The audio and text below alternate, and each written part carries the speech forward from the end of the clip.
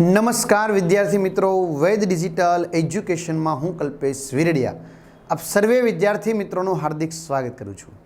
मित्रों, आज आपणे धोरण 9 एटले कि आपणे પડદો ज खोलीए बराबर। एटले शुं आजनुं नवीन छे आपने ख्याल आवी जाए, पण आजनुं नवीन विद्यार्थीओना फायदामां ज छे अने तमने खबर ज छे कि हर हमेशा आपणे कंईक ने कंईक नवो फायदो लईने आवता होईए छीए।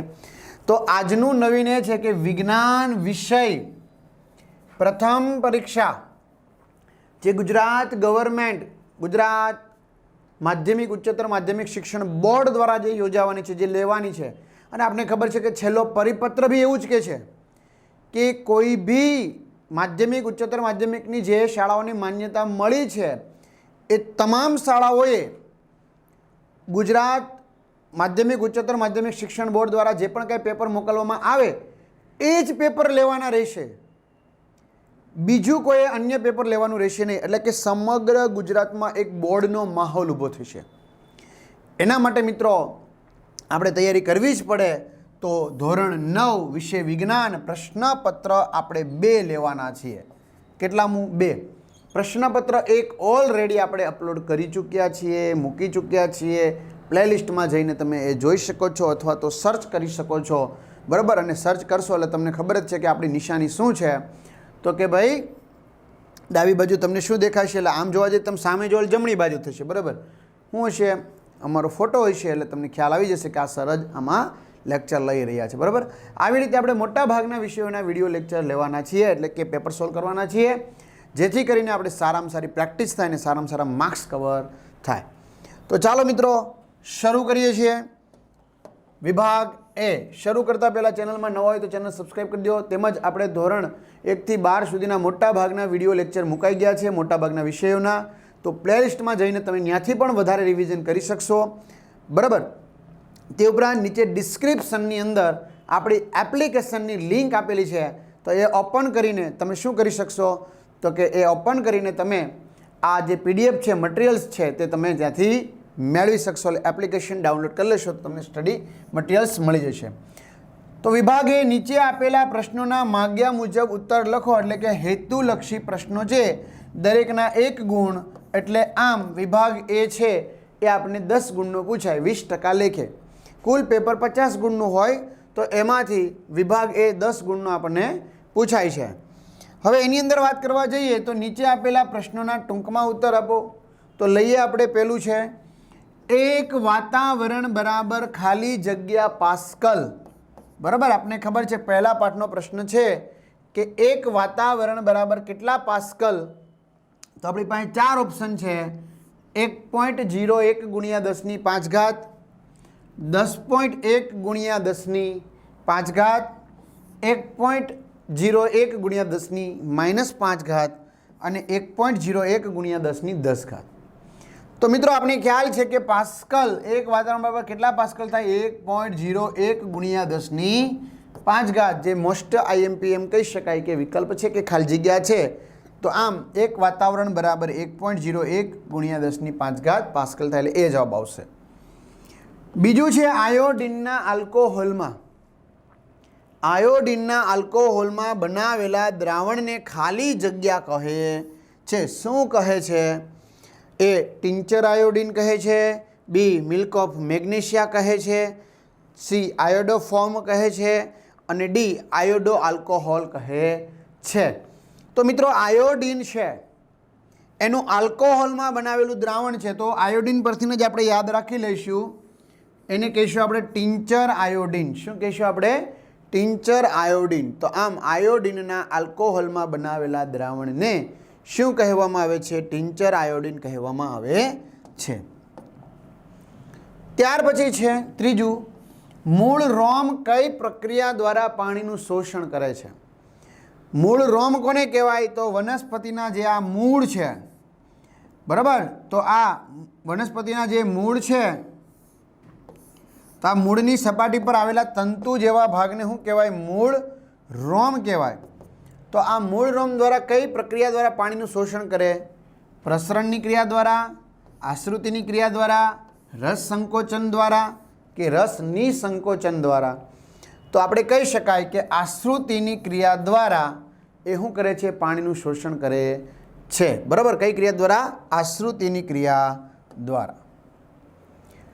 ચોથું, નારિયેળના રેસાઓ કઈ પેશીના બનેલા હોય છે? તો મિત્રો છઠ્ઠા પાઠની અંદર આપણે મોસ્ટ એમપી હેતુલક્ષી પ્રશ્નો તરીકે આપણે આ પૂછી શકાય કે નારિયેળના રેસાઓ છે એ દ્રઢોતક પેશીના બનેલા હોય છે. હવે માની લો કે અહીંયા કોઈ વિદ્યાર્થી કંઈ અલગ જવાબ આપે છે ને એવું કહે છે કે મૃત યાંત્રિક પેશી, તો ચાલશે કે નહીં ચાલે? મને કહો તો, કમેન્ટ મને કહો, ચાલે કે ન ચાલે? કોઈ વિદ્યાર્થી એમ કહે છે ભાઈ હું છું મૃત યાંત્રિક પેશી લખીને આવું છું, મને દ્રઢોતક પેશી નથી ખબર, મને મૃત યાંત્રિક પેશી ખબર છે. બોલો, તો હું લખીશ તો ચાલશે કે કેમ થશે? કયો ઝડપથી, હાલો કમેન્ટ કરી દો. પહેલાં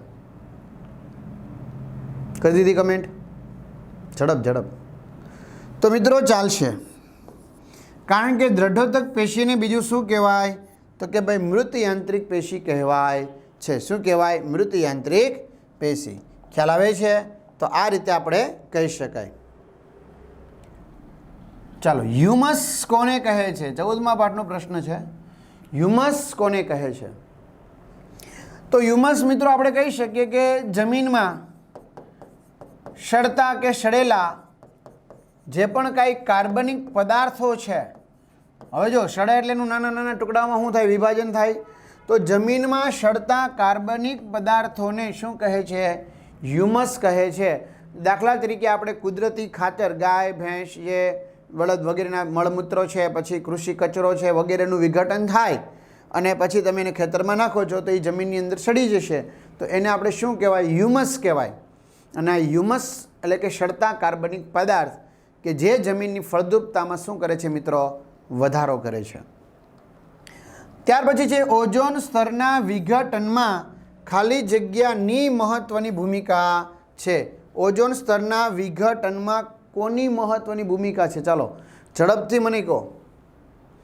ઓઝોન સ્તર છે એના વિઘટનમાં કોની મહત્વની ભૂમિકા છે? કમેન્ટ કરો, કમેન્ટ કરો. પહેલાં તમે કમેન્ટ કરો, ટ્રાય કરો. કોણ આવશે? બોલો. CFC, chlorofluorocarbon. શું આવશે? અથવા CFCનું પૂરું નામ બી પૂછે, ક્લોરોફ્લોરોકાર્બન. ઘણા કાર્બન્સ કહે છે તો અહીંયા S લખે છે, બરાબર.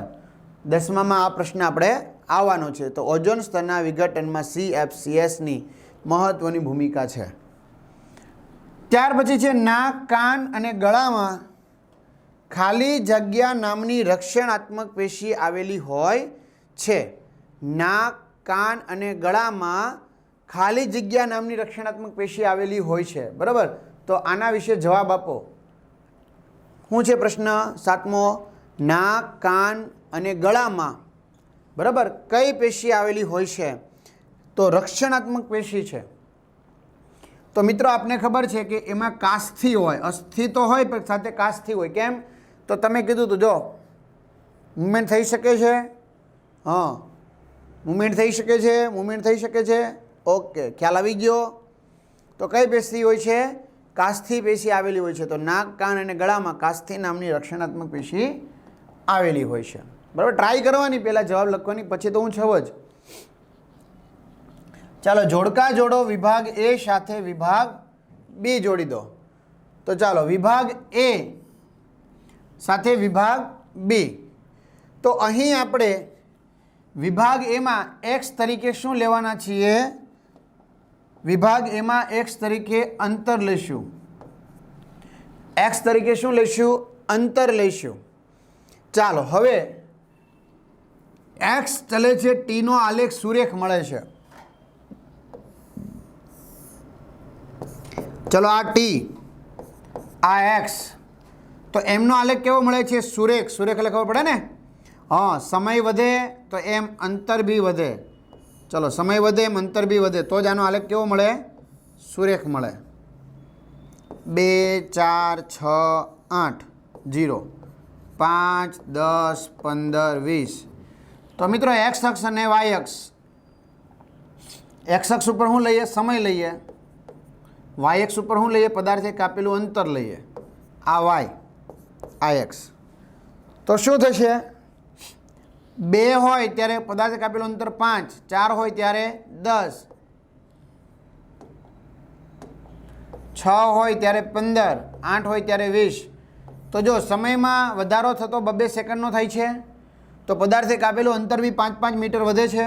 તો એનો આલેખ કેવો મળ્યો? સુરેખ મળ્યો. સુરેખ આલેખ મળે એટલે પદાર્થ કેવી ગતિ કરે છે ભાઈ? નિયમિત ગતિ કરે છે એમ કહેવાય. એટલે આવું બી પૂછી શકે, બરાબર. પદાર્થની ગતિ કેવી છે? નિયમિત. ઘણા પ્રવેગી લખી નાખશે, પણ પ્રવેગી ના આવે ભાઈ, નિયમિત આવે. ઘણા શું કરશે ખબર? સુરેખ આલેખ મળે ને એટલે પ્રવેગી લખશે, સમાંતર મળે ને નિયમિત લખશે. ના, અહીંયા આપણે અંતર વિરુદ્ધ સમયનો આલેખ પૂછ્યો એવું લાગે છે, કારણ કે તો જ આ 2 જવાબ મેચ થાય છે, બાકી થતા નથી. તો નિયમિત ગતિ એટલે કે સરખા સમયમાં પદાર્થના વેગમાં સરખા સમયમાં પદાર્થ એક સરખું અંતર કાપે છે. ચાલો, એક્સ ચલે છે, ટીનો આલેખ સમયની અક્ષને સમાંતર મળે છે. હવે જો, હવે સમયની અક્ષને સમાંતર મળે છે એટલે આ સમય વધે જાય છે. હવે પદાર્થ દાખલા તરીકે 5, 10, 15 મીટરે અંતર કાપીને ઊભો રહી ગયો છે. સમય વધે જાય છે, પદાર્થના અંતરમાં કોઈ ફેર પડતો નથી. ખ્યાલ આવે છે? સમય વધે જાય છે, સમય વધે જાય છે. પદાર્થ 15 મીટરે ઊભો રહી ગયો. જો એક્સ અને વાય લેવા જઈએ તો 0, 2, 4, 6, 8, 10 વગેરે. પદાર્થે કાપેલું અંતર 15નું 15 જ છે. તો અહીં સમયની અક્ષને સમાંતર મળે છે, તો પદાર્થ કેવી ગતિ કરે છે ભાઈ? ગતિ કરતો નથી, એટલે કે સ્થિર છે. કેવો છે? સ્થિર. એટલે ખાસ ધ્યાન રાખજો મિત્રો. આ વિધાન ખરું છે કે ખોટું તે જણાવો. નિયમિત વર્તુળાકાર ગતિ છે એમાં વેગ અચળ રહે છે. તો મિત્રો નિયમિત વર્તુળાકાર ગતિમાં ઝડપ અચળ રહે, વેગ અચળ ના રહે. શું કામ? તો આ નિયમિત વર્તુળમય ગતિ આપણે એ બિંદુએ વિચારવા જઈએ તો એના વેગની દિશા એના સ્પર્શકની દિશામાં હોય, બી બિંદુએ એના સ્પર્શકની દિશામાં હોય, સી બિંદુની વાત કરીએ તો એના સ્પર્શકની દિશામાં હોય, એટલે આમ ડી બિંદુએ વાત કરો તો એના સ્પર્શકની દિશામાં હોય. ખ્યાલ આવે છે? તો દરેક બિંદુએ એની વેગની દિશા બદલાય છે, કારણ કે આપણે ખબર છે વેગ ક્યારે બદલાય? દિશા બદલાય ત્યારે, અથવા તો મૂલ્ય બદલાય ત્યારે, અથવા તો બંને બદલાય ત્યારે. ક્લિયર? તો શું આવશે? વર્તુળાકાર ગતિમાં વેગ અચળ રહે છે. ખોટું. વેગ બદલાય છે. વેગ બદલાય છે ને એટલા માટે જ આપણે એને અચળ પ્રવેગી ગતિ કહીએ છીએ. ત્યાર પછી છે પદ તમારે સ્પષ્ટ કરવાનું છે. ગલનગુપ્ત ઉષ્મા એટલે કે તમારે ગલનગુપ્ત ઉષ્માની વ્યાખ્યા આપવાની છે. તો શું કહે છે? પદાર્થના ગલન બિંદુ જેટલા તાપમાને. હવે ગલન બિંદુ એટલે પદાર્થ જે તાપમાને ઘનમાંથી શેમાં ફેરવાય? પ્રવાહીમાં ફેરવાય. પદાર્થ જે તાપમાને ઘનમાંથી પ્રવાહીમાં ફેરવાય એને ગલન બિંદુ કહેવાય. તો પદાર્થના ગલન બિંદુ જેટલા તાપમાને. પછી એક વાતાવરણના દબાણે. વાતાવરણનું દબાણ કેટલું લેવાનું છે?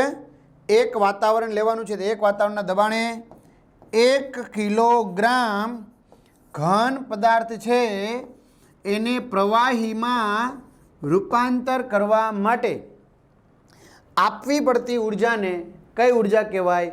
ગલનગુપ્ત ઉષ્મા કહેવાય, અથવા ગલનગુપ્ત ઉર્જા કહેવાય. તમારે મેઇન 3 શબ્દો યાદ રાખવાના છે. ખાસ યાદ રાખજો. પદાર્થના ગલન બિંદુ જેટલા તાપમાને. એટલે ગલન બિંદુ જેટલું તાપમાન આવી ગયું.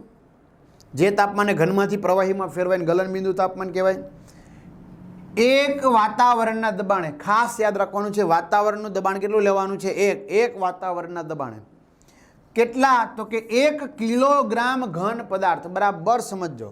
તો 1 કિલોગ્રામ ઘન પદાર્થને આપણે પ્રવાહીમાં શું કરવું છે? રૂપાંતર કરવું છે, કન્વર્ટ કરવું છે. તો 1 કિલોગ્રામ ઘન પદાર્થને પ્રવાહીમાં રૂપાંતર કરવા માટે જરૂરી ઉષ્મા ઉર્જાને શું કહેવાય? ગલનગુપ્ત ઉષ્મા કહે છે. આ 3 શબ્દો મેન આવી જવા જોઈએ. બરાબર. ચાલો હવે આપણે વિભાગ બી તરફ જઈએ. ખાસ મિત્રો નીચે ડિસ્ક્રિપ્શનમાં એપ્લિકેશનની લિંક આપેલી છે, ત્યાંથી તમે જોઈન્ટ થઈ જજો. તમને સ્ટડી મટીરિયલ્સ મળી રહેશે. અને હા, વધારે કોઈ પ્રશ્નોનું રિવિઝન કરવું હોય તો તમામ વિડીયો લેક્ચર આવી રીતે પેનલમાં ઉતરેલા છે. પ્લેલિસ્ટમાં જઈને તમે રિવિઝન કરી શકશો અને સારા માર્ક્સ મેળવી શકશો. ચાલો, નીચે આપેલા પ્રશ્નોના માગ્યા મુજબ ઉત્તર લખો, દરેકના 2 ગુણ. જેમાં પેલું છે, કોષ એ સજીવનો બંધારણીય અને પાયાનો એકમ છે. કોષ એ સજીવનો બંધારણીય અને પાયાનો એટલે કે ક્રિયાત્મક એટલે કે કાર્યાત્મક એકમ છે. બંધારણીય એટલે પાયાનો, ક્રિયાત્મક એટલે કે કાર્યાત્મક એકમ છે, પાયો છે, ઘટક છે. કોષ એ સજીવનો બંધારણીય અને ક્રિયાત્મક એકમ છે. શા માટે? તો જોઈએ મિત્રો, દરેક જીવંત કોષ કેટલાક પાયાના એટલે કે મુખ્ય મૂળભૂત કાર્યો કરવાની ક્ષમતા ધરાવતા હોય છે. તો ભાઈ તમામ કોષો છે એ મૂળભૂત કાર્યો કરવાની ક્ષમતા ધરાવે છે. એ તો દરેક સજીવની શું છે? એક લાક્ષણિકતા છે, એક એના ગુણધર્મો છે. બરાબર. બહુકોષીય સજીવો જેમ કે મનુષ્યમાં શ્રમ વિભાજન થાય છે. બરાબર ને? આપણે બહુકોષીય સજીવ છીએ તો આપણી અંદર કાર્યની શું થયેલી છે? વહેંચણી થયેલી છે. રુધિર છે જરૂરી દ્રવ્યો એક જગ્યાએ 2 જગ્યાએ પહોંચાડે, ફેફસાને બધું શ્વાસોશ્વાસની ક્રિયા, જઠરની બધું ખોરાકનું પાચન કરવાનું કામ. એટલે આમ આપણી અંદર જુદા જુદા કાર્યો કરવા માટે કાર્યની વહેંચણી થઈ છે. એટલે કે છે માનવ શરીરમાં જુદા જુદા ભાગો જુદા જુદા કાર્યો કરે છે. જેમ કે હૃદય છે એ રુધિરના પંપનું કાર્ય કરે, એટલે કે રુધિરને સતત સમગ્ર શરીરમાં મોકલવાનું કામ કરે છે. જઠર નાનું આંતરડું ખોરાકનું પાચનનું કામ કરે. એટલે આમ મનુષ્ય જેવા બહુકોષી સજીવોમાં જુદા જુદા અંગો જુદા જુદા કાર્ય કરે, એટલે કે કાર્યની શું થયેલી હોય છે? વહેંચણી થયેલી હોય છે. એવી જ રીતે એક કોષીય સજીવો અમીબા, પેરામિશિયમ, યુગ્લિના, ક્લેમિડોમોનાસ વગેરે જેવા સજીવોમાં શ્રમ વિભાજન જોવા મળે છે. આપણા મનમાં થાય સર એમાં એક જ કોષ છે તો પછી એમાં કાર્યની વહેંચણી કેવી રીતે થાય છે? બરાબર. તો એમ કહી શકાય કે કેટલાક કોષ કેટલાક વિશિષ્ટ ઘટકો ધરાવે છે. દરેક કોષ છે એ શું ધરાવે છે? કેટલાક વિશિષ્ટ ઘટકો ધરાવે છે જે કોષીય અંગિકાઓ સ્વરૂપે હોય.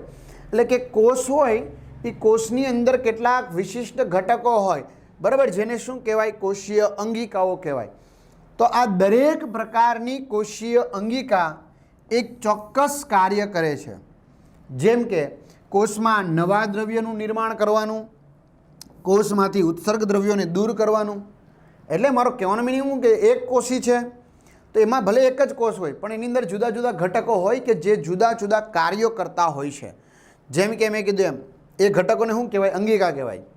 તે જે ચોક્કસ કાર્ય કરે, નકામા દ્રવ્યોને દૂર કરવાનું, નવા દ્રવ્યોને નિર્માણ કરવાનું વગેરે જેવા કાર્યો કરતા હોય છે. કોષ જીવવાની ક્ષમતા ધરાવે છે. એટલે કે કોષને કારણે જીવંત રહી શકે છે કોષ, કારણ કે તેમની અંગિકાઓ જે છે તેમના બધા જ કાર્યો કરે છે.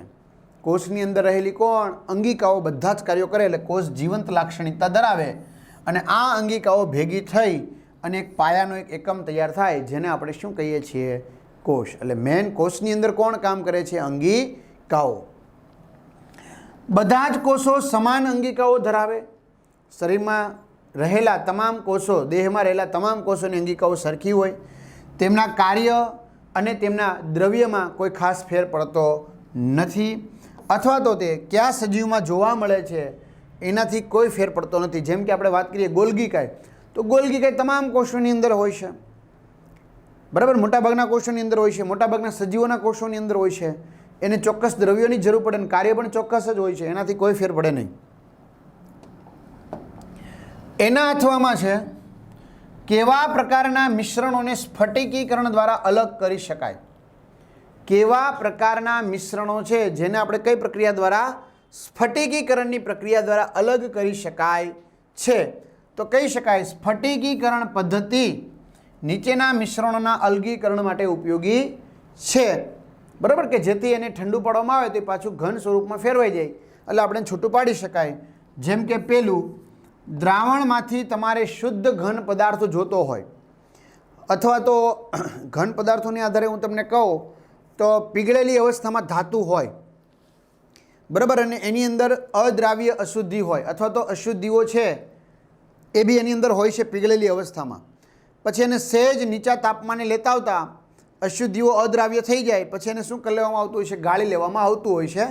એટલે એ ઘન પદાર્થ જ ગણાય. એટલે દ્રાવણમાંથી શુદ્ધ ઘન પદાર્થો મેળવવા માટે દરિયાના પાણીમાંથી આપણે મીઠું મેળવીએ છીએ તો એ બી સ્ફટિકીકરણ જ છે.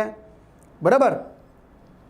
પછી પાવડર કરેલ એટલે કે દળેલી ખાંડ કે પછી મીઠાનું મિશ્રણ હોય તો એને બી આપણે સ્ફટિકીકરણ દ્વારા દૂર કરી શકાય. કારણ કે મીઠું છે કે નહીં તો બંનેનો ગલનબિંદુ એક સરખું ના હોય. બરાબર. એટલે તમે શું કરી શકો છો? સ્ફટિકીકરણ દ્વારા દૂર કરી શકો છો. 12મો પ્રશ્ન, તફાવતના 2 મુદ્દાઓ આપો. પ્રાણી કોષ અને વનસ્પતિ કોષ. કેટલા મુદ્દા આપવાના છે? ખાલી 2 જ મુદ્દા આપવાના છે. તો કહેવાનું જો પ્રાણી કોષમાં તેમાં કોષ દિવાલ તેમજ હરિતકણ આવેલા હોતા નથી. પ્રાણી કોષમાં કોષ દિવાલ હરિતકણની શું હોય છે? ગેરહાજરી હોય છે. જ્યારે વનસ્પતિ કોષમાં કોષ દિવાલ અને લીલા રંગનું રંજક દ્રવ્ય ધરાવતું હરિતકણ શું હોય છે? તો કે ભાઈ આવેલું હોય છે. પ્રાણી કોષમાં તારા કેન્દ્ર હાજર હોય છે. બરાબર. જ્યાંથી રંગસૂત્ર વિભાજનની ક્રિયા થતી હોય છે. વનસ્પતિ કોષમાં તારા કેન્દ્રની શું હોય છે? ગેરહાજરી. 13મો પ્રશ્ન, મૃદુતક પેશીના મુખ્ય કાર્યો લખો. કઈ પેશી? મૃદુતક પેશી. બરાબર. તો મૃદુતક પેશીના કાર્યો નીચે મુજબ છે. જેમાં આપણે પહેલું કાર્ય લઈએ. મૃદુતક પેશી પાણી અને ખોરાકનો શું કરે છે? સંગ્રહ કરે છે. બરાબર. બીજું તમને હું કહી દઉં, મૃદુતક પેશી અથવા તો એને એમ કહે છે આધારોતક પેશી. કેમ? તો તમને આધારોતક એટલે ખબર પડી ગઈ, આધાર આપવાનું કામ કરે છે. બરાબર. તે પાણી અને ખોરાકનો સંગ્રહ કરે છે. કેમ? કારણ કે મૃદુતક પેશીની અંદર હરિતકણોતક પેશી હોય. જો મૃદુતક પેશીની અંદર 3 હોય છે, ખબર છે ને? એક મૃદુતક પોતે, બીજું છે હરિતકણોતક કે જે ખોરાક બનાવીને સંગ્રહ કરે, અને ત્રીજું છે તરવા માટે પૂરું પાડે એટલે કોણ? વાયુતક. મૂળમાં મૃદુતક કોષો, મૂળની અંદર આવેલા મૃદુતક કોષો પાણી અને ખનિજ ક્ષારોના પાર્શ્વીય વહનના કાર્યો સાથે સંકળાયેલા છે. આમ તો હકીકતમાં પાર્શ્વીય એટલે પાછળ થાય અથવા તો આપણે બાજુમાં લઈએ. બરાબર. તો એ શું કરશે? પાણી અને ખનિજ ક્ષારોના પાર્શ્વીય વહનના કાર્યો સાથે સંકળાયેલી છે. કોણ? જમીનમાં એટલે કે મૂળમાં આવેલી મૃદુતક પેશીના કોષો.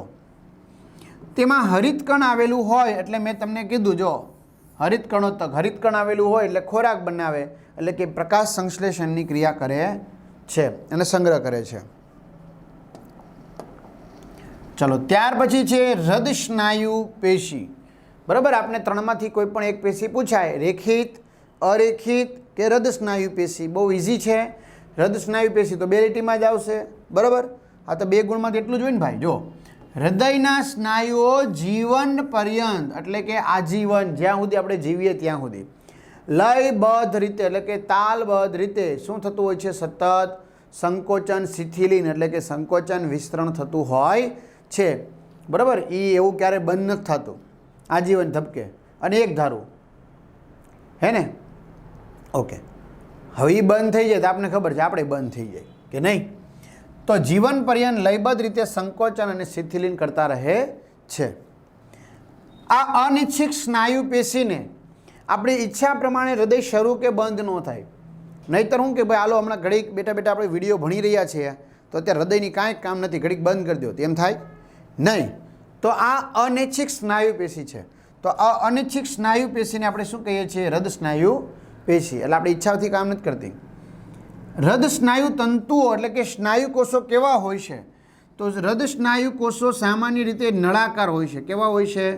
નળાકાર. એનો આકાર છે ને નળાકાર છે.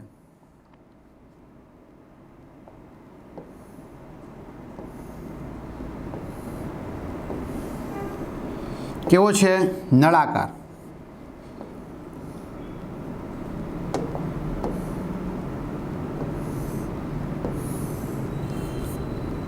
હાલો નળાકાર દેખાય છે? હાલો સાકેત એટલે એકબીજા શું હોય છે? જોડાયેલી. અને એક કોષ કેન્દ્રીય. કોષ કેન્દ્ર કેટલું હોય છે? 1. એટલે એક કોષ કેન્દ્રીય થઈ ગયું. તો હૃદય સ્નાયુ તંતુઓ એટલે એની અંદર કોણ છે? સ્નાયુ કોષો, જે નળાકાર, શાખિત અને એક કોષ કેન્દ્રીય હોય છે. એટલે જીવન પર્યંત લયબદ્ધ કાર્ય કરે, અનિચ્છિક અને નળાકાર, શાખિત કે એક કોષ કેન્દ્રીય. ત્યાર પછી છે 15મો પ્રશ્ન, નિલંબન એટલે શું? નિલંબનના ગુણધર્મો જણાવો. બરાબર, નિલંબન એટલે શું? નિલંબન દ્રાવણના ગુણધર્મો જણાવો, એવું બી આપણે પૂછી શકે. કલીલ દ્રાવણ, સાચું દ્રાવણ કે નિલંબન દ્રાવણ? એક દ્રાવણ બરાબર પાકું કરી લઈએ એટલે એને આધારે બાકીના બીજા 2 દ્રાવણો આપણે આવડી જાય. જેવી રીતે આપણે રેખિત પાકું કરી લઈએ તો અરેખિત કે હૃદય સ્નાયુ આપણે આવડી જાય. સેમ એની જેમ જ થશે. બરાબર, તો કે છે નિલંબન. નિલંબન તો વિસમાંગ મિશ્રણ. જોજો, અહીં બંને ઘટકો દ્રાવ્ય અને દ્રાવકના કણો એકબીજામાં સંપૂર્ણપણે ભળતા નથી, એટલે એને કહેવાય વિસમાંગ મિશ્રણ, કે જેમાં ઘન કણો પ્રવાહીમાં વિખેરણ પામેલા હોય છે, એટલે કે પ્રવાહીમાં ફેલાઈ ગયેલા હોય છે, જેને આપણે શું કહીએ છીએ? નિલંબન કહીએ છીએ. તો વિસમાંગ મિશ્રણ કે જેમાં ઘન કણો એટલે કે દ્રાવ્યના કણો પ્રવાહીમાં એટલે કે દ્રાવકમાં વિખેરણ પામેલા હોય છે, જેને નિલંબન કહે છે. નિલંબન એ કેવું મિશ્રણ છે? તો કે ભાઈ વિસમાંગ મિશ્રણ છે, જેમાં દ્રાવ્ય દ્રાવકના કણો એકબીજામાં ભળતા નથી, એટલે કે ઓગળતા નથી, પરંતુ સમગ્ર માધ્યમમાં વિલંબિત થઈ જાય એટલે કે ફેલાઈ જાય છે. વિલંબિત થઈ જાય એટલે કે ફેલાઈ જાય છે. તો આવા નિલંબિત કણોને આપણે નરી આંખે જોઈ શકીએ છીએ, એટલે કે મોટા કદના હોય છે, એટલે આપણે નરી આંખે જોઈ શકીએ છીએ. જેમ કે તમે પાણીમાં રેતીનું મિશ્રણ કરો, રેતીના કણો જોઈ શકો? હા, રેતીના કણો પાણીમાં ઓગળે નહીં. બરાબર, અથવા તો ચૂનાનો પથ્થર છે એ પાણીમાં ઓગાળો તો ચૂનાનો પથ્થર પાણીમાં ઓગળે તો કે નહીં. એના કણો છે એ શું થઈ જાય? છૂટા છવાયા જોવા મળે. નિલંબનના ગુણધર્મોની વાત કરવા જઈએ તો મિત્રો મેં વાત કરી એમ નિલંબન કેવું મિશ્રણ છે? વિસમાંગ, કે જેમાં દ્રાવ્ય દ્રાવકના કણો એકબીજામાં ભળતા હોતા નથી. નિલંબન ધરાવતા કણો મોટા કદના હોવાથી આપણે નરી આંખે સ્પષ્ટ રીતે જોઈ શકીએ છીએ. નિલંબિત કણો તેમાંથી પસાર થતા પ્રકાશના કિરણોનું શું કરે? પ્રકિરણન. શું કામ પ્રકિરણન કરે? કારણ કે નિલંબનના કણો કદમાં કેવા છે ભાઈ? મોટા છે. મોટા કદમાં હોવાથી સમગ્ર દ્રાવણમાં આપણે જ્યારે નાખીએ હલાવીએ ત્યારે સમગ્ર દ્રાવણમાં ફેલાઈ જાય. હવે તમે એમાં પ્રકાશ આપાત કરો તો તમને પ્રકાશનો માર્ગ દૃશ્યમાન થાય, કારણ કે મોટા કદના કણો હોવાથી, બરાબર, નિલંબન કણો મોટા કદના હોવાથી તેમાંથી પસાર થતા પ્રકાશના કિરણોનું શું કરે? પ્રકિરણન, એટલે કે પ્રકાશના કિરણોનું વિખેરણ કરે, એટલે તમને પ્રકાશનો માર્ગ દેખાય છે. જો નિલંબિત કણોને કોઈ પણ ખલેલ પહોંચાડ્યા વગર મૂકી રાખવામાં આવે, હવે તમે એને મૂકી દો ડિસ્ટર્બ કરોમાં, તો શું થશે? તો આ બધા જ કણો ધીમે ધીમે ક્યાં બેસી જશે? બધા તળિયે બેસી જશે. બરાબર, આપણે બાજુમાં ચિત્ર દોરીએ.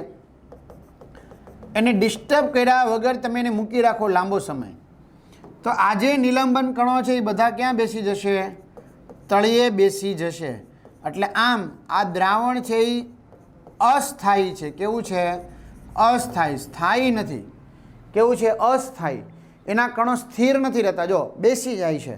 જ્યારે કલીલ અને સાચવ દ્રાવણ છે એ સ્થાયી દ્રાવણ છે, આ અસ્થાયી છે. હવે તમે આમાંથી પ્રકાશનો માર્ગ પસાર કરો તો હવે પ્રકાશનો માર્ગ પસાર થાય? ન થાય. કેમ ન થાય? આમાં જે માર્ગ પસાર થયો ને એમ થાય નહીં. બરાબર, પ્રકાશનો માર્ગ પસાર થશે નહીં. કેમ નહીં થાય ભાઈ?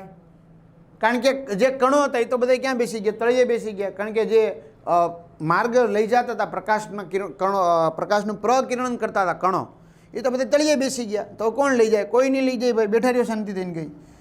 એટલે અસ્થાયી છે અને વહન કરી શકતા નથી. આમ નિલંબન અસ્થાયી હોય છે. ગાળણની પદ્ધતિ દ્વારા, કઈ પદ્ધતિ? ગાળણની પદ્ધતિ દ્વારા તમે આ અદ્રાવ્ય કણોને મિશ્રણમાંથી અલગ સરળતાથી કરી શકો છો. મિત્રો આપણે જે વાત કરીએ નિલંબિત કણો પાત્રના તળિયે જ્યારે બેસી જાય ત્યારે એ નિલંબન થતા નથી, એટલે કે એનો નાશ થાય છે. અને હવે તે દ્રાવણમાં પ્રકાશના કિરણોનું પ્રકિરણન કરવા માટે કેવા બને છે? અસમર્થ, એટલે કે તૈયાર થતા નથી, પ્રકાશના કિરણોનું પ્રકિરણ કરતા નથી. એના અથવામાં 15મો સવાલ, શુદ્ધ પદાર્થ એટલે શું? ચોખ્ખો પ્યોર પદાર્થ એટલે શું? શું આપણી આસપાસના દ્રવ્યો શુદ્ધ છે? સમજાવો. શુદ્ધ પદાર્થ એટલે શું? શું આપણી આસપાસના દ્રવ્યો શુદ્ધ છે? સમજાવો. તો શું કહે છે? દ્રવ્યમાં રહેલા દરેક કણોના રાસાયણિક ગુણધર્મો સમાન હોય. દ્રવ્ય જેનું બનેલું છે તો એમાં રહેલા જેટલા પણ કણો છે એ દરેક કણોના રાસાયણિક ગુણધર્મો કેવા હોય છે? એક સરખા હોય છે, એક સમાન હોય છે. એક જ પ્રકારના કણોના બનેલા પદાર્થને શુદ્ધ પદાર્થ કહે છે.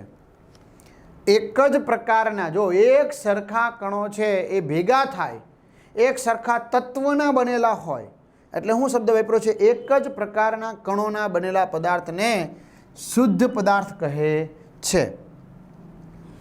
આપણી આસપાસ જોવા મળતા દ્રવ્ય પદાર્થો એ બે કે બે કરતાં વધુ ઘટકોના મિશ્રણમાંથી તૈયાર થતા હોય છે, બનેલા હોય છે. એટલે કે આપણી આસપાસના દ્રવ્યો એક જ પ્રકારના કોષોના બનેલા ન હોવાથી તે શુદ્ધ પદાર્થ નથી. શુદ્ધ પદાર્થ કોને કહેવાય? કે એક જ પ્રકારના કણોના બનેલા હોય, એક જ પ્રકારના તત્વ હોય તો શુદ્ધ કહેવાય. પરંતુ આપણી આસપાસ જે જોવા મળે છે એમાં મોટાભાગના દ્રવ્ય પદાર્થો બે કે બેથી વધારે ઘટક કણોના બનેલા છે. એકના બનેલા હોય તો શુદ્ધ કહેવાય, બે કે બેથી વધારેના બનેલા હોય તેને શુદ્ધ કહેવાય નહીં. એટલે આપણી આસપાસના બનેલા ઘટકો છે એ શુદ્ધ હોતા નથી.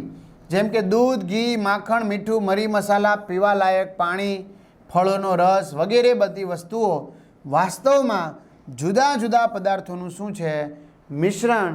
તેથી તેને શુદ્ધ કહી શકાય નહીં. આપણે એમ સાહેબ સર દૂધ કેવી રીતે? તો દૂધ છે એમાં એક તો પાણી હોય, પછી બીજું શું હોય? એક ચરબી હોય, ત્રીજું શું હોય? તો કે ભાઈ પ્રોટીન હોય. લ્યો આપણે કહીએ દૂધ તો ચોખ્ખું જ છે ભાઈ, ઘરની ગાયનું ભેંસનું જ દૂધ છે ભાઈ, હે, પણ છતાંય દૂધની અંદર એના બંધારણમાં એક જ પ્રકારના ઘટક તત્વો નથી, પાણી, ચરબી, પ્રોટીન વગેરે છે. એટલે શું કહેવાય? એને મિશ્રણ કહેવાય, અથવા તો શુદ્ધ પદાર્થ નથી એવું કહી શકાય. ચલો 16મો પ્રશ્ન છે. ત્યાર પછી એસિટોન, પેટ્રોલ, અત્તર, સ્પિરિટ આપણી હથેળી પર મૂકવાથી હથેળી ઠંડક શા માટે અનુભવે? એટલે કે આપણે ઠંડુ લાગે. તમે આમ સ્પ્રે ને એવું છાંટજો, પરફ્યુમ્સ, તો શું લાગશે? તમને ઠંડુ લાગશે. કેમ? અત્તર છાંટજો, ઠંડુ લાગશે. કેમ? કારણ શું? એસિટોન તમારે જોતું હોય ને તો બહેનો જે નખ પરથી નેલ પોલિશ દૂર કરે ને એમાં રિમૂવર આવે, ખબર ને? બહેનો તો સમજી ગઈ. જો હા, તો એ લઈ લેવાનું. આપણે ઘરમાં આપણે બેન હોય ને તો કે લાઈ રિમૂવર લાઈ, મારે જોવું, ટ્રાય કરવું, એટલે હાથ ઉપર મૂકવાનું, જોવાનું. તો એસિટોન, પેટ્રોલ, અત્તર, સ્પિરિટ આપણી હથેળી ઉપર મૂકવાથી હથેળી ઠંડક અનુભવે છે. એનું કારણ શું? કારણ કે તેમના કણો હથેળી કે તેની આસપાસમાંથી શું કરે છે? ઉર્જા ગ્રહણ કરે છે. અને ઉર્જા ગ્રહણ કરીને શું થાય છે? એ બાષ્પીભવન, અને બાષ્પીભવન થાય એટલે આપણી આજુબાજુમાંથી ઉર્જા શોષી લે અને હથેળીમાંથી બી ઉર્જા શોષી લે. પરિણામે આપણને ઠંડકનો અહેસાસ કરે છે. એટલે કહે છે જો એમના કણો હથેળી કે આસપાસમાંથી ઉર્જા ગ્રહણ કરી લે છે અને બાષ્પીભવન થાય છે. એટલે આ બાષ્પીભવન થાય ત્યારે જેટલી ઉર્જા ગુમાવે બાષ્પીભવન દરમિયાન એટલી આસપાસમાંથી કે હથેળીમાંથી ઉર્જા શોષી લે, એટલે એટલી ઉર્જામાં શું કરે? ઘટાડો કરે. પરિણામે આપણે ઠંડકનો અહેસાસ થાય છે. બરાબર? એટલા માટે હથેળી પર ઠંડકનો અનુભવ થાય છે. બીજો સવાલ એના અથવામાં એના જેવો જ છે કે ઉનાળામાં આપણે કેવા પ્રકારના કપડાં પહેરવા જોવે? બરાબર? અગાઉના આપણે વાત કરીએ પહેલા પેપરની અંદર બી આ પ્રશ્ન લઈ લીધો હતો, રીમા અને સીમાવાળું ઉદાહરણ આપ્યું હતું. બસ એ જ રિલેટેડ છે, છતાંય જોઈ લઈએ આપણે. તો મિત્રો ઉનાળામાં એટલે કે ગરમીના દિવસોમાં આપણે સુતરાઉ કપડાં પહેરવા જોઈએ. કારણ કે સુતરાઉ કાપડમાં પાણી તેમજ પરસેવાનું અવશોષણ, એટલે કે પાણી અને પરસેવો ખૂબ જ પ્રમાણમાં શોષાઈ જાય છે. શું કામ? કારણ કે સુતરાઉ કપડાં આપણને ખબર છે રૂ, રેશમમાંથી બનેલા હોય છે. બરાબર? કે જે સેલ્યુલોઝના ઘટકો છે, અને આ સેલ્યુલોઝ પાણીનું શું કરે? શોષણ કરે. બરાબર? એટલે તમને પરસેવો વળે તો પરસેવો છે એ આ શર્ટ કે કાપડ છે એ શું કરી લે? શોષી લે. હવે કાપડ ભીનું થઈ ગયું પરસેવાને કારણે, હવે એનું શું થાય? બાષ્પીભવન થાય. પરસેવો છે એનું શું થાય? બાષ્પીભવન થાય. બાષ્પીભવન થાય તો એ દરમિયાન જેટલી ઉર્જા ગુમાવે એટલી ઉર્જા એ શોષે આજુબાજુમાંથી. પરિણામે આપણા શરીરમાંથી ઉર્જા થોડી ઘણી શોષી લે છે, જેને કારણે આપણે ઠંડકનો અહેસાસ થાય છે. એટલા માટે તો પરસેવાનું અવશોષણ ખૂબ જ વધુ પ્રમાણમાં થાય છે. તેથી આપણને થતો પરસેવો તેમાં અવશોષિત એટલે કે કાપડમાં શોષાઈ જાય છે અને વાતાવરણમાં આસાનીથી શું થઈ જાય છે એનું? તો કે ભાઈ બાષ્પીભવન થઈ જાય છે. એટલા માટે ખ્યાલ આવ્યો? ઓકે. જ્યારે કૃત્રિમ રેશા એટલે કે સંશ્લેષિત રેશાનું કાપડ હોય તો એ પાણી કે પરસેવાનું શોષણ કરતો નથી, બરાબર. પરિણામે એનું બાષ્પીભવન ના થાય એટલે બાષ્પીભવન ના થાય એટલે ઠંડક ઉત્પન્ન થાય નહીં. એટલે ઉનાળામાં સુતરાઉ કપડાં પહેરવા જોઈએ. પરસેવો આમ શર્ટમાં દેખાય ને એવો. એક વસ્તુ 4 સેકન્ડમાં 16 મીટર અંતર કાપે છે, ત્યારબાદ 2 સેકન્ડમાં બીજું 16 મીટર અંતર કાપે છે. તો આ વસ્તુની સરેરાશ ઝડપ કેટલી હશે? બહુ ઇઝી છે. જો વસ્તુ છે એ શરૂઆતમાં એટલે T1 સમય લઈ લઈએ 4 સેકન્ડમાં કેટલું અંતર કાપે છે એટલે S1 લઈ લઈએ 16 મીટર. બીજી વાર એટલે કે T2માં કેટલો સમય લાગે છે તો 2 સેકન્ડ. કેટલું અંતર કાપે છે તો S2 લઈ લઈએ. તો આ વસ્તુની સરેરાશ ઝડપ. હવે મિત્રો જો સરેરાશ ઝડપ એટલે શું? તો સરેરાશ ઝડપ એટલે પદાર્થે કાપેલું કુલ અંતર. પદાર્થે કાપેલું કુલ અંતર, કુલ શબ્દ આવવો જોઈએ, તે માટે લાગતો કુલ સમય. પદાર્થે કાપેલું કુલ અંતર S1 વત્તા S2 કહી દઈએ. S1 એટલે કે પહેલી વખત કેટલું કાપ્યું? 16 મીટર કાપ્યું. બીજી વખત બી કેટલું કાપ્યું? 16 મીટર કાપ્યું. પદાર્થે પહેલી વખત કેટલું અંતર કાપ્યું? 16 મીટર એટલે S1 કહી દઉં. ત્યારે સમય કેટલો લાગ્યો? 4 સેકન્ડ. એટલે પદાર્થ અહીંથી અહીંયા સુધી પહોંચ્યો. ફરી પાછું કેટલું અંતર કાપ્યું? 16 મીટર S2. હવે કેટલો સમય લાગ્યો? 2 સેકન્ડ. સમજાણું? પહેલી વખતને S1 કહીએ, બીજી વખતને S2 કહીએ. કુલ સમય કેટલો લાગ્યો? T1 વત્તા T2. હાલો, S1 16, S2 16, T1 અને T2 4 વત્તા 2, 16 ગુણ્યા 2 32, 4 ને 2 6. ચલો 32 ને 6 વડે ભાગો તો 6 પંચાને 30. હવે ભાગ નહીં હાલે. 0 2 વધ્યા, 6 તેરીને 18, બરાબર. 6 તેરીને 18 એટલે કે 20 વધ્યા હતા એટલા માટે, બરાબર. પછી શું થશે? 3 3 હેલા જશે તો મીટર પ્રતિ સેકન્ડ એટલે કે 5.33 મીટર પ્રતિ સેકન્ડ કુલ એમની શું આવશે? સરેરાશ ઝડપ. ક્લિયર? જો વસ્તુ દ્વારા કપાયેલું કુલ અંતર 16 મીટર વત્તા 16 મીટર એટલે 32 મીટર થઈ ગયું. આને S1 કહી દીધું, આને તો આપણે S2 કહી દીધું. આ અંતર કાપવા માટે લાગતો કુલ સમય T1 વત્તા T2 4 વત્તા 2 6 સેકન્ડ. સરેરાશ ઝડપ બરાબર પદાર્થે કાપેલું કુલ અંતર છેદમાં કુલ સમય 32/6 એટલે કેટલા એવા? 5.33 મીટર પ્રતિ સેકન્ડ. રેડી? લ્યો. આમ સરેરાશ વસ્તુની સરેરાશ ઝડપ 5.33 મીટર પ્રતિ સેકન્ડ છે. પ્રતિ સેકન્ડ કહેવાય, સેકન્ડ ઉપર માઇનસ ઘાત થઈ જાય. ત્યાર પછી 18મો સવાલ છે, ગ્રીન હાઉસ એટલે શું? ગ્રીન હાઉસ ઇફેક્ટ અસર કોને કહે છે? તો ગ્રીન હાઉસ એટલે તો કે ઉષ્ણકટિબંધીય, બરાબર, ગરમ પ્રદેશો જે છે ઉષ્ણકટિબંધીય વનસ્પતિઓ છે એને તમારે ઠંડા વાતાવરણમાં ઉષ્મા એટલે કે તમારે ગરમી જાળવી રાખવી છે. તો એના માટે તૈયાર કરવામાં આવતા કાચના બંધ આવરણ એટલે દાખલા તરીકે કોઈ ગરમ પ્રદેશમાં ઉગતી આ વનસ્પતિ લીધી, બરાબર, ઉષ્ણકટિબંધીય વનસ્પતિ છે. હવે તમે ઠંડા વિસ્તારમાં લઈ ગયા, ત્યાં જઈને તમારે ઉગાડવી છે એટલે આના વાતાવરણ પ્રમાણે તમારે ઉષ્મા જાળવી રાખવી પડે. તો ઉષ્મા જાળવી રાખવા માટે તમે આવી રીતે કાચનું બંધ પાત્ર તૈયાર કરશો જેથી કરીને આની અંદર ઉષ્માનું પ્રમાણ જળવાઈ રહે, જેને આપણે ગ્રીન હાઉસ અસર કહીએ છીએ. ગ્રીન હાઉસ અસરની વાત કરવા જઈએ તો મિત્રો કેટલાક વાયુઓ ખાસ કરીને કાર્બન ડાયોક્સાઇડ તો એ પૃથ્વીમાંથી ઉષ્માને તેના બહારના વાતાવરણમાં જતી અટકાવે છે. બરાબર. આપણે પૃથ્વી છે, પૃથ્વીની ફરતે શું આવેલું હોય છે? વાતાવરણ. તો આ વાતાવરણમાં કોણ છે? કાર્બન ડાયોક્સાઇડ છે. તો ડાયોક્સાઇડ, કાર્બન ડાયોક્સાઇડ છે એ ઉષ્માને બહાર જતી શું કરે છે? અટકાવે છે. એટલે કાર્બન ડાયોક્સાઇડ ઉષ્માનું પ્રમાણ આ પૃથ્વીના વાતાવરણમાં જાળવી રાખશે, જેને કારણે ઉષ્માનું પ્રમાણ વધશે. ઉષ્માનું પ્રમાણ વધે એટલે તાપમાન વધે. તો એના માટે જવાબદાર કોણ છે? ગ્રીન હાઉસ વાયુ કોણ કે? Carbon dioxide. તો આ પ્રકારના વાયુઓનો પૃથ્વીના વાતાવરણમાં વધારો, કારણ કે આપણને ખબર છે દિન પ્રતિદિન કાર્બન ડાયોક્સાઇડનું પ્રમાણ વધતું જાય છે, સામે વૃક્ષોનું પ્રમાણ ઘટતું જાય છે. તો આ પ્રકારના વાયુઓનો પૃથ્વીના વાતાવરણમાં સમગ્ર પૃથ્વીના સરેરાશ તાપમાનમાં શું કરી રહ્યો છે? વધારો. સમગ્ર પૃથ્વીમાં. તો આ પ્રકારની અસરને આપણે કઈ અસર કહીશું? ગ્રીન હાઉસ અસર. કઈ અસર? ગ્રીન હાઉસ અસર. તો મિત્રો આપણે અહીંયા વિભાગ એ અને વિભાગ બી વિશે ચર્ચા કરી. જો આ સિવાય આપણે ઘણા બધા માધ્યમો છે, WhatsApp group, Telegram group, Instagram, બરાબર, ફેસબુક પેજ. તો નીચે ડિસ્ક્રિપ્શનમાં બધાની લિંક આપી છે, તો એમાં જોઈન્ટ થઈ જાઓ. જેવી કોઈ માહિતી અપડેટ થાય તમારા સુધી અમે પહોંચાડી શકીએ, ખાસ કરીને પરિપત્ર. બરાબર.